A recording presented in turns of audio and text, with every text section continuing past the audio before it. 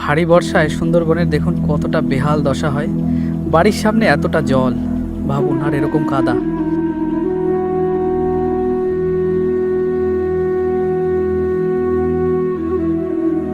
শামশের নগর ভারতের শেষ প্রান্ত, তো ওইটা হচ্ছে বাংলাদেশের ধজিখালি চক, মানে বাংলাদেশের সুন্দরবন।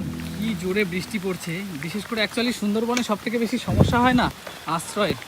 তো এখন দেখুন পুরো একেবারে জঙ্গলের ভেতর থেকে জল আসছে। বৃষ্টিটা হয়ে গেল, যেমন জল আসছে দেখুন একেবারে ভেতর থেকে। তবে বাঘ দেখার অনেক চেষ্টা করেছি, এখনো একটাও কিচ্ছু দেখতে পারিনি, না বাঘ না হরিণ।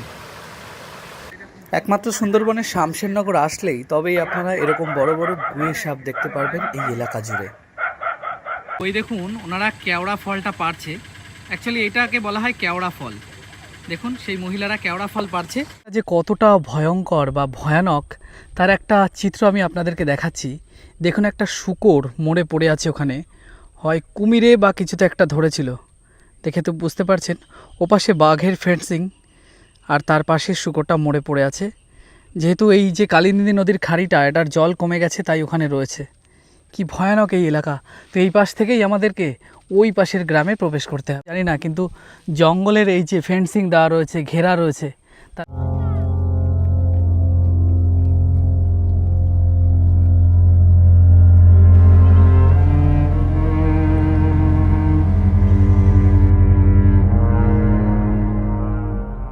দেখুন একটা ছোট্ট ভাই মাছের জন্য কি সুন্দর পদ্ধতি অবলম্বন করছে। আটা দিয়ে আর একটা মুখ কেটে এর মধ্যে রাখছে, মানে মাছটা এর মধ্যে ঢুকে গিয়ে বোতলে আটকা পড়ে যাবে আর বের হতে পারবে না, তাই না ভাই? কি কি মাছ পাও? পার্শে আর চিংড়ি টিংড়ি পাই? শুধু পার্শে। কি সুন্দর একটা পদ্ধতি দেখুন। এরকম অনেক কটা বোতল রেডি করেছে। এগুলো জলের মধ্যে দিয়ে আসবে বিকালবেলায়, সকালবেলা মনে হয় তুলতে যাবে। কখনো কখনো হয়তো বোতল ভর্তি মাছও হয়ে যেতে পারে। বাংলার সুন্দরবনের এই সমস্ত ছেলেপেলেরা দেখুন জুতো দিয়ে, একটা মোবিলের কোটো দিয়ে এইভাবে গাড়ি বানিয়েছে।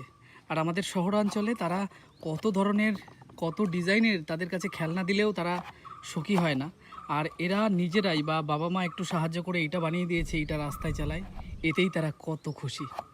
ওই পাশে ঘেরাও করা বাঘের জঙ্গল, আর মাঝখানে একটা কালিন্দী নদীর খাড়ি, আর তার এই পাশে একদম সামনে বাড়িটা দেখুন। জানি না তারা কিভাবে, মানে ভয় ভীত সমস্ত কিছু উপেক্ষা করে তারা কিভাবে এখানে বসবাস করেন এনারা। আচ্ছা, আপনাদের ওই পাশে তো বাঘের জঙ্গল, ভয় লাগে না? ভয় লাগে না? কি সাহসী দেখুন এনারা। আর এইটা হচ্ছে ঘরের ভেতরটা আপনাদের। বাহ, কি সুন্দর ম্যাট করা রয়েছে। আপনাদের মানে পরিবারের কি কাজ বাজ করেন? মাছ নাকি? তা আপনার ভয় লাগে না এখানে? ওই পাশে ওইটা তো বাঘের জঙ্গল, ওই যে তার কাটা দেওয়া, ওই ছিঁড়ে টিড়ে কখনো বাঘ আসে নাকি? আসে না? না এখন আর? বাবা খুব সাহসী তো আপনারা। দেখুন এই হচ্ছে বাড়িটা, দেখে বুঝতে পারছেন? এই যে বাড়ি, আর এই যে ওনাদের মাছ টাছ ধরেন ওদের গৃহের যিনি থাকেন আর কি। তো আর ওই পাশে হচ্ছে বাঘের জঙ্গল, যেটা একটু ঘেরাও করা রয়েছে। তো এই সামনে যেটা দেখতে পাচ্ছেন একটা ঘাট মতো করা, এটা আমি আপনাদেরকে দেখাচ্ছি। এটা হচ্ছে অ্যাকচুয়ালি ফরেস্ট রেঞ্জার যে অফিস, সেই অফিসটা রয়েছে ভেতরে, কিন্তু ভেতরে ঘেরাও করা, চারি সাইডে জাল দেওয়া। আমি দেখাচ্ছি আপনাদেরকে, দেখুন এইখান থেকে উঠে এই যে গেটটা, গেটের দু সাইডে জাল দেওয়া। যেহেতু বাঘের এলাকা, চারি সাইডে তো জাল দেওয়া আছে, আপনারা দেখতে পাচ্ছেন। দেখুন চারি সাইডে জাল দেওয়া রয়েছে। তো এটা হচ্ছে ফরেস্ট রেঞ্জারের অফিস। এখান থেকে নৌকা নিয়ে ওনারা বিভিন্ন এই যে এই সাইড দিয়ে সীমান্তবর্তী জায়গা, লিন্দি নদীর খাড়ি, ওই পাশে বাঘের ঘেরা জঙ্গল, ও পাশে যে জাল দেওয়া রয়েছে। এক কাকু ভয়ে সমস্ত কিছু ভীতি উপেক্ষা করে ওই একেবারে বাঘের জঙ্গলের জালের পাশেই মাছ ধরছেন দেখুন।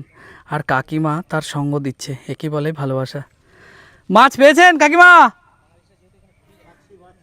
কি কি কি মাছ? শুধু চিংড়ি? অ্যাকচুয়ালি কাকু কাকিমা বলছে চিংড়ি মাছ। আচ্ছা, কখনো বাঘ দেখেছেন কাকু? ও বাবা, কাকু বলছে ওদিকে গেলে মাঝে মাঝে বাঘের সাথে দেখা হয়। দেখুন কতটা সাহস নিয়ে তারা এই দম্পতি কাজ করে। ও বাবা, আমরার মতো পুরো মনে হচ্ছে আমরা। আপনারা এটা কত করে বিক্রি করেন? 30 টাকা 40 টাকা কিলো। তো দেখুন সুন্দরবন তো আপনারা অনেকে এসছেন, এই কেওড়াটা হয় ঠিক এই বর্ষাকালের এই সময় নাকি? হ্যাঁ, এই সময়টাই হয়। একটা খুব সুন্দর জিনিস দেখতে পেলাম। তো আপনাদের কারোর যদি জানা থাকে অবশ্যই জানাবেন। এটা কিন্তু আমি টেস্ট করলাম।